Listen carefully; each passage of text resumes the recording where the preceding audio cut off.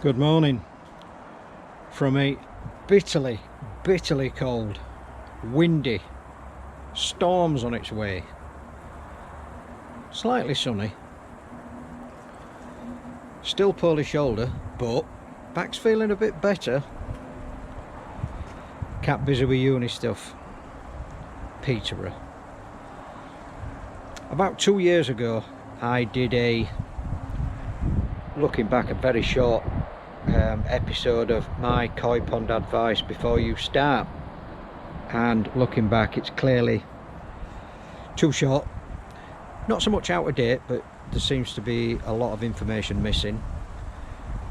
Because of that, I promised myself that I'd do my koi pond advice before you upgrade.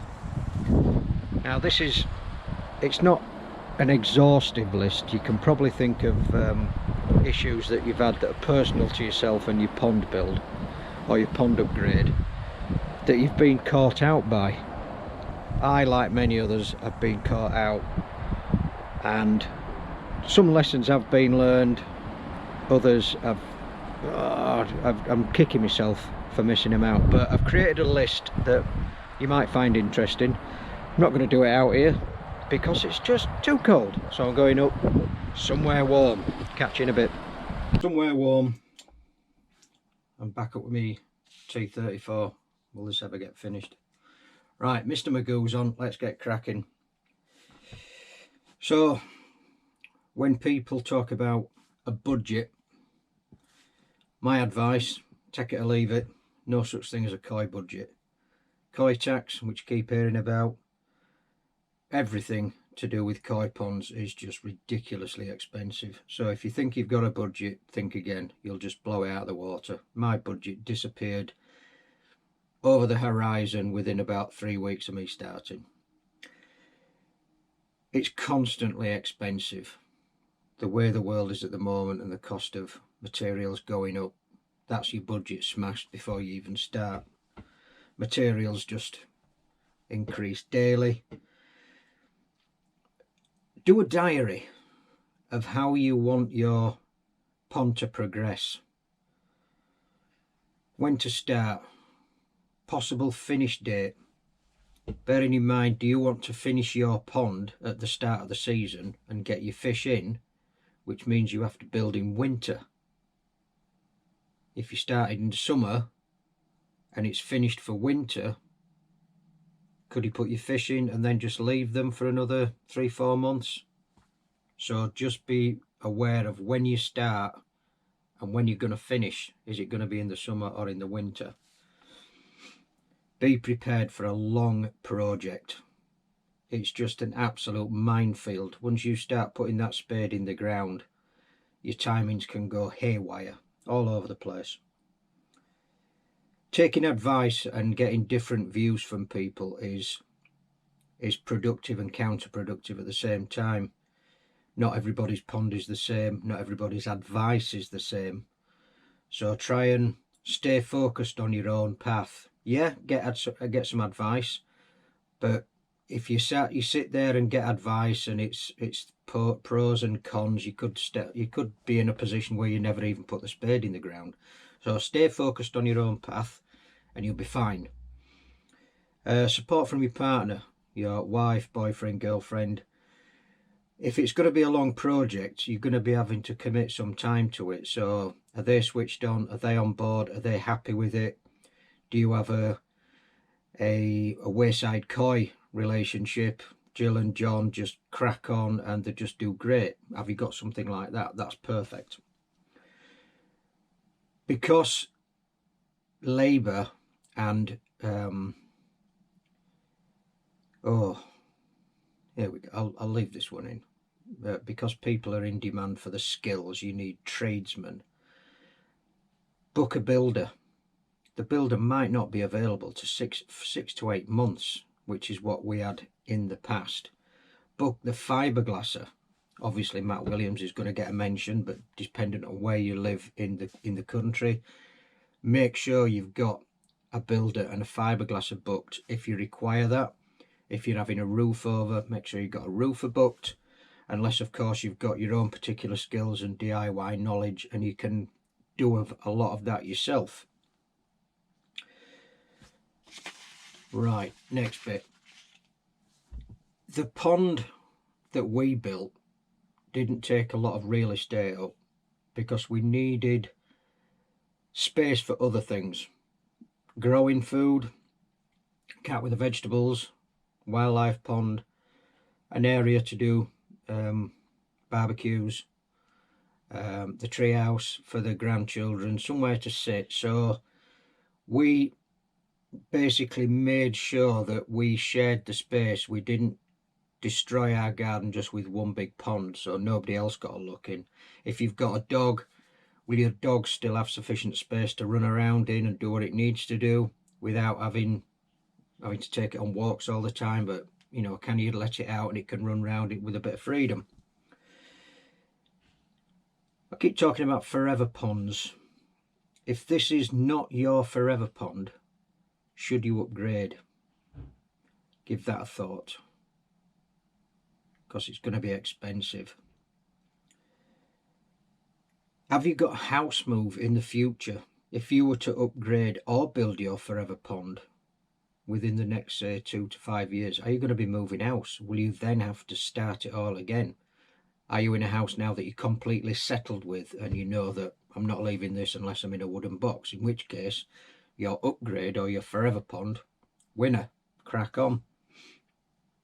With that in mind, with future, and everybody gets older, and specifically for me, because I got a drum and took my easy pods out of the pit, because I'm 58 and a half, I'm not going to get any younger.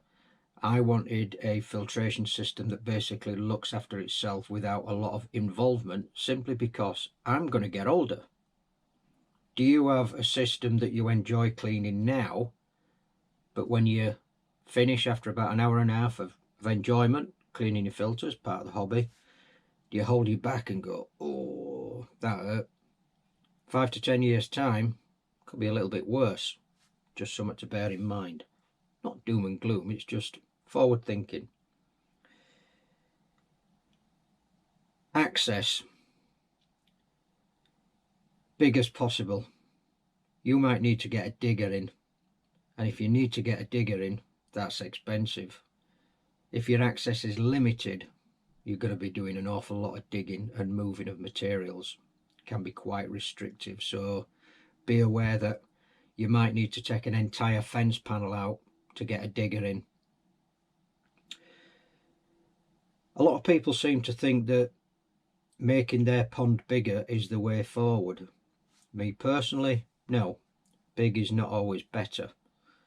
You can create a, say for instance, a 1,000-gallon pond and it's absolutely pristine. But if you spend money and create a 2,000-gallon pond, your garden might just be an absolute ploughed field because you've poured so much of your money into that pond. So I would prefer to have a 1,000-gallon pond and a beautiful garden that sets it off, rather than a 2,000-gallon pond and I've just dismissed my garden because I ain't got the money for it. So just be aware of what are you trying to create beyond the boundaries of your pond. A bit like your Richard Thurston's, which was just the most beautiful garden. Right. If you create a bigger pond, if you upgrade, are you going to need extra electric? Pretty certain it's going to be a yes. So with that in mind, have you considered solar power? We've got solar panels on the garage.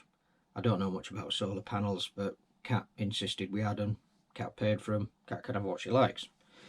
So extra electric, extra bills, can you offset that with, say, solar powered equipment or solar powered generation somewhere?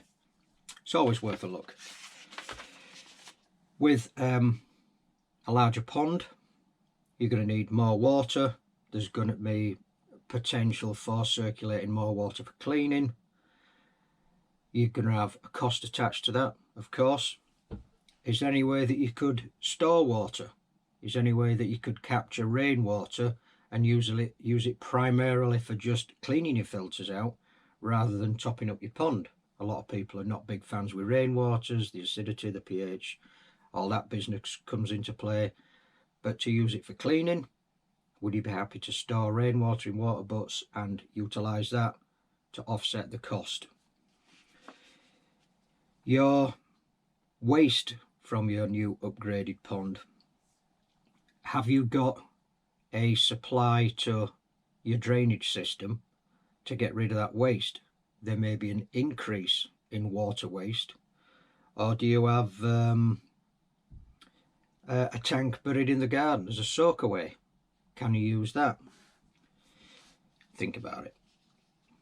Access for machinery, I do beg your pardon, I'm working through my list and I may repeat myself every so often, so I apologise for that. Access for machinery we've talked about. One thing that I do like to think about is future-proofing, even an upgrade, future-proof it. And back in the day we used to use things called service tunnels. So basically from point A to point B, if you were running water pipes, if you were running electric cables, if you were running waste pipes, bell wire, armoured cable, anything like that from A to B, and then you completely buried them, how would you get extra if you needed it in the future? So we used to put in big 4-inch sewer pipes with a length of rope in from A to B, and basically if we needed an extra cable, we'd just fasten it to the rope, pull it through, job done.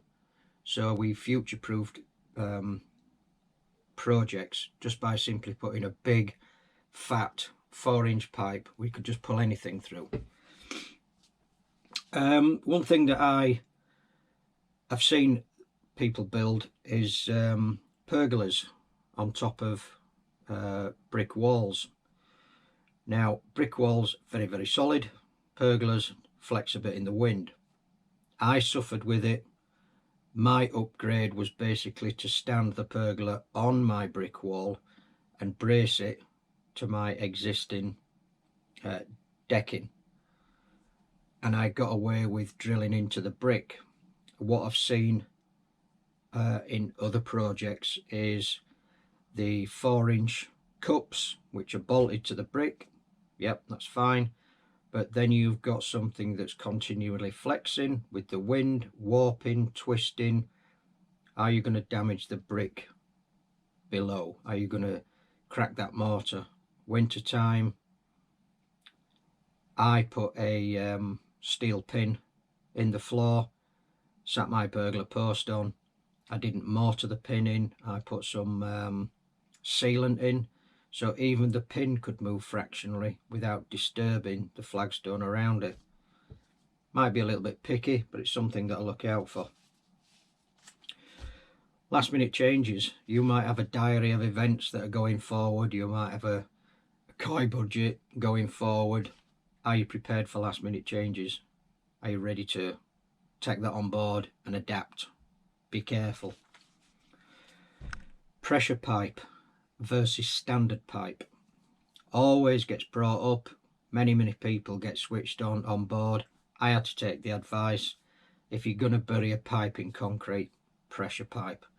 Absolutely belt and braces, get that squared away. Once you get beyond your 4-inch ball valve, if you've got a 4-inch ball valve, using standard pipe beyond there, you've got the safety of turning your main valve off, and you're then creating a little bit of extra cost. Pressure pipe versus standard pipe. Standard pipe is a lot cheaper. I personally go for pressure pipe on everything, even though it is bomb-proof. It didn't need to be bomb-proof. I felt happy with bomb-proof. That's how I was brought up in an engineering environment. Gravity fed or pump fed. If you watch the interview 10 in 10 with Mike Hughes from Quenicoi, he was a massive advocate of gravity fed ponds. I'm not going to go into the whys and wherefores now because I don't want to make this a long, horrendously boring video. Gravity feed every time for me. That might not be available for yourself, but do your homework, look at other people's koi channels, make your own decision based on their findings. So that's gravity versus pump fed. Bottom drain, never in a million years would I consider a pond without a bottom drain. Personal choice. More expensive, yes. Longer lasting, future proofing, belt and braces, bomb proof, also yes. Your choice. One that I nearly got caught out on with my own advice is extra returns in an upgraded pond. When I upgraded my pond, I purposely put an extra couple of pipes just sat in the wall with a valve on. They were doing nothing at all. But the likes of EA and Oazi are always bringing out new and fantastic bits of kit that we insist that we need, and it might say you need a return. If you've put a simple piece of piping with a valve on and not done nothing with it, you'll always have that chance to put an extra bit of kit on, and there's your return already done, just for the sake of setting it in the pond and putting a valve on. Consider that. Liner versus fiberglass, always a big point of discussion. Me, always going to be fiberglass. Yes, you pay more. Fiberglass, again, bomb proof, lasts forever. You get a good fiberglasser, it's a winner every time. Your coin budget might not stretch to that and you have to go for a liner. That's your own personal choice. Me, fiberglass, without question. When you upgrade, and you may double, as in my case, the amount of water in your pond, you then have to think, well, the amount of medication I'm going to require if I get parasite infection will be double again. The likes of medications now which have gone through the roof, Fluke Solve, what is it, nearly £70 a go. My old pond, I could get 4 doses out of 1 pack. My new pond, 2 doses out of 1 pack. That can be expensive if you've got these parasites. Double the size of your pond, give your fish more room to grow in, increase the amount of food, increase the amount of cost. Food also going up, bear that in mind. Feeding fish in a 1,000 gallon pond is going to be cheaper than 2,000 gallon pond, simple maths. I was always brought on about maximum volume of water in a pond. Give each fish 250 gallons. I watched Dazzle Koi a few months ago and he was talking about 200 gallons. I don't know what the outcome is. I don't know what the amount of gallonage is by the experts. Not a clue. But we've gone for 250 gallons for our fish stock. So we're not overstocking, we're not overfeeding. So we've got a nice balance. Consider that. Showers and media types. If you're having a shower, you can pay thousands for shower media, or you can pay tens for shower media. Just having a shower is expensive to start with. When you fill it with back of house media, the proper professional stuff, expect to pay thousands. So consider your koi budget when you want to put media in a shower. Upflow Tempest versus a homemade, entirely your choice. It's just one I thought I'd thrown in there. If you like these Tempests, buy a Tempest. You want to do a homemade one, get in touch with Righty, get his plans. Entirely up to you. Do you need an upflow? No. I, with my engineering background, got the plans from Righty, built one, love it. Did I need it? I didn't think I did, but then eventually it's like, yeah, my water clarity is superb. It comes at a cost. Tempest or homemade, always going to come at a cost. When you are upgrading, give yourself as much space as possible. Trying to maneuver machinery, wheelbarrows, kids, dogs running around. Give yourself loads of space, as much as you can, to focus. When materials coming through the door, where are you going to store them? You can only put so much in a garage. You might have to store them outside. Have you got space in your garden somewhere for storing your materials? Digging out's going to need skips. Skips are horrendously expensive. The more you dig out, the more skips you're going to need. Or can you hide that spoil somewhere in the garden? Can you create a berm somewhere in the garden? You just have a look at your own garden. One thing that got me was be prepared to discover problems below ground. Water table caught me out. The water table was singly the most destructive thing in my pond. The amount of sleepless nights I had with the water table. So quick fire answer to that is, if you watch Wayside Koi, Jill and John, they put a waterproof membrane in the hole and built inside that waterproof membrane so no external water can pass through your blocks and fill your pond, spoil your fiberglass.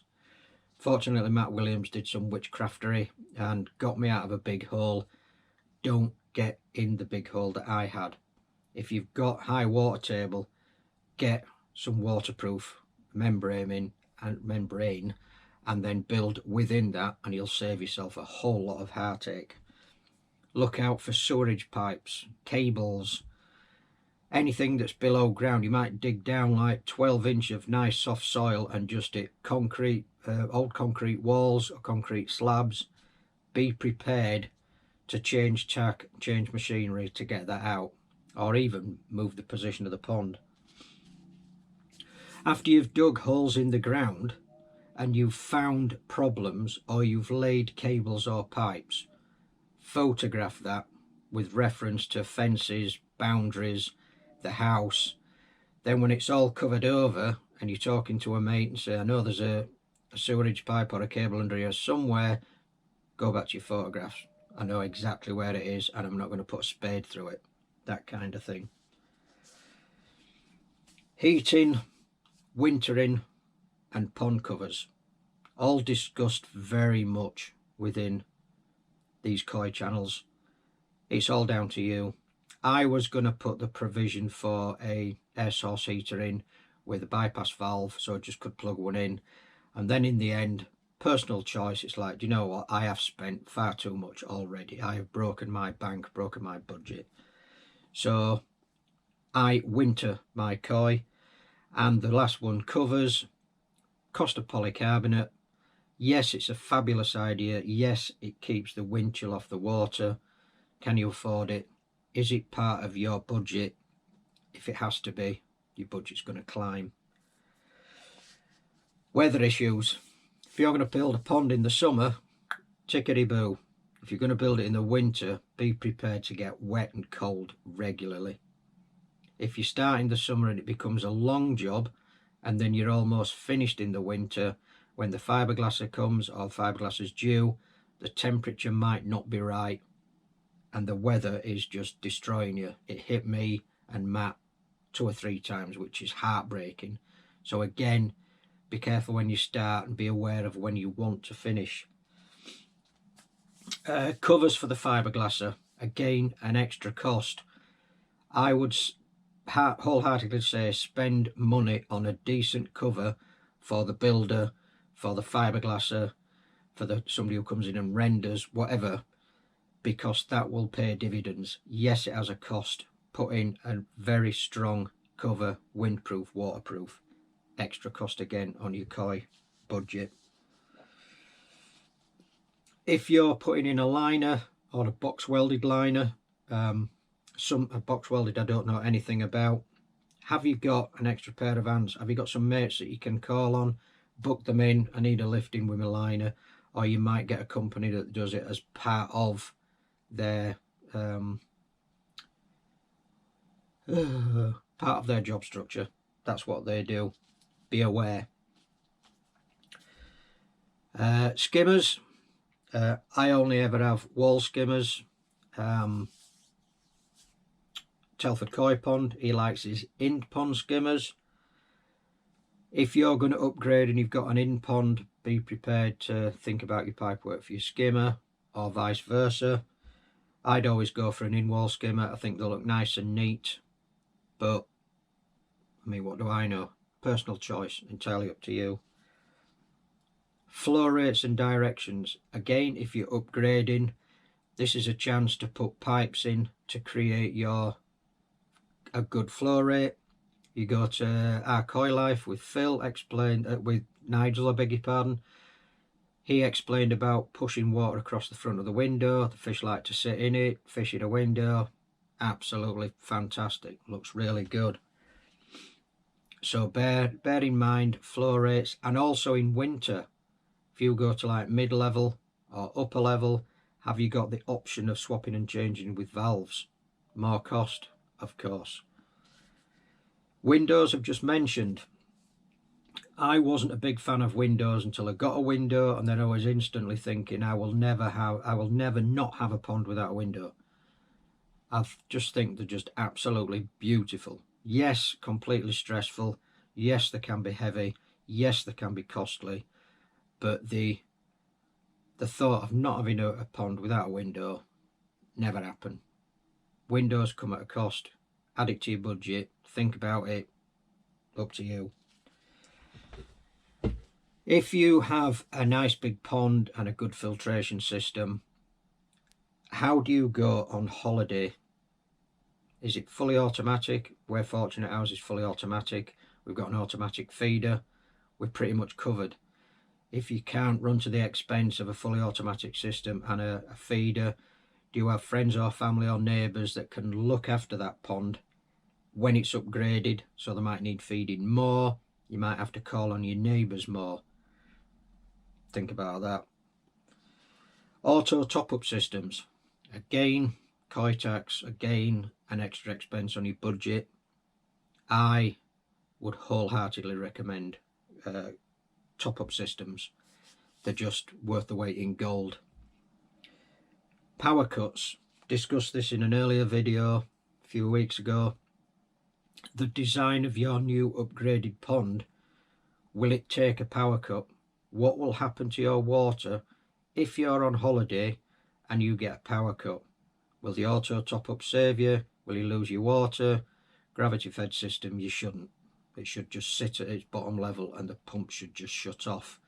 I'm not sure how your system is, but give the thought of power cuts a good look over. What will happen if I have a power cut? Also, when you're upgrading and digging out, this is massive. If you're building a pond in another part of your garden and you are leaving your original pond, you're covered. Your fish are safe. If you're utilising the same footprint as we did, we had to move our koi out and put them in a temporary pond. Expense, space, filtration. Still needs all that somewhere else. Do you have a quarantine system, maybe indoors, where you can just clear it out of your fry and put in the fish that you've got, albeit for a temporary time? It's an expense. So consider temporary ponds. Oh, the sun is right in my eyes. Sorry about that. Consider temporary ponds for when you're doing your upgrade. I think that just about covers everything that I can think of. Like, this list is not exhaustive, and I do apologise because I believe this is, oh god, it's 27 minutes. I'm sorry, really sorry. I hope I haven't harped on a lot, but I felt it necessary to cover as much as possible. Those people that like to put comments in and have missed anything, please put what I've missed in the comments, then other people can read through and have a good idea of what is expected from them if they upgrade, or even when they start a pond, because a lot of stuff here is for when you actually start a pond. But rest assured, people, it will be expensive, eye-wateringly expensive. Anyway, in the meantime, I'll take my Mr. Magoo's off. Wish you all well. 2 jabs, 1 flu jab, 1 booster. Look after your family, stay safe, and goodbye.